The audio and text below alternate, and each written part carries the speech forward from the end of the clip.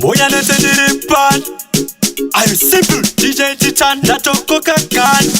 DMT Wachiliza ndege ye masanga uchisiketa tanzi ndiwe wa kutonga Haiwa uri kuporonga Tipire hapa kama pasa timboronga Ndareketera ndazi Shiri yangu iri kuchitungwiza Fana uyu ndo mcheka kungereza Kubata meso kudochimba ndizore Hauna kurima saka kunwa ukowe Ndazi shiri yangu iri kuchitungwiza Fana uyu ndo mcheka kungereza Kubata meso kudochimba ndizore Hauna kurima saka kunwa ukowe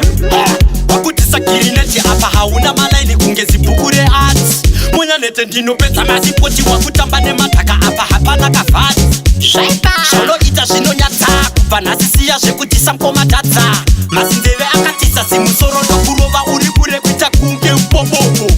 Shiri yangu iri kuchitungwiza Fana uyu ndo mcheka kungereza Kubata meso kudochimba ndizore Hauna kurima saka kunwa ukowe Ndandi shiri yangu iri kuchitungwiza Fana uyu ndo mcheka kungereza Kubata meso kudochimba ndizore Hauna kurima saka kunwa ukowe Mupana mati faipa Wakotabira museme saka shaipa Chawakata chafuka Kana ziri nyembatia tazo shimbira Uchirebesa muswe manje ndakudimbura Uchingo chifonera Uchinyora sama weka wopa wazvimakira Shiri yangu iri kuchitungwiza Fana uyu ndo mcheka kungereza Kubata meso kudochimba ndizore Hauna kurima saka kunwa ukowe Ndati shiri yangu iri kuchitungwiza Fana uyu ndo mcheka kungereza Kubata meso kudochimba ndizore Hauna kurima saka kunwa ukowe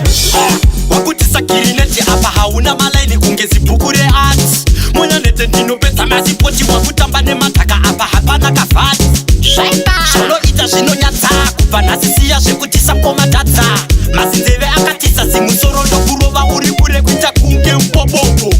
Shiri yangu iri kuchitungwiza Fana uyu ndo mcheka kungereza Kubata meso kudochimba ndizore Hauna kurima saka kunwa ukowe Ndandi shiri yangu iri kuchitungwiza Fana uyu ndo mcheka kungereza Kubata meso kudochimba ndizore Hauna kurima saka kunwa ukowe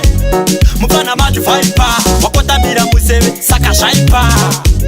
Chawakata chafuka Kana ziri nyembatia tazo shimbira Uchirebesa muswe manje ndakudimbura Uchingo chifonera Uchinyora sama weka wopa wazvimakira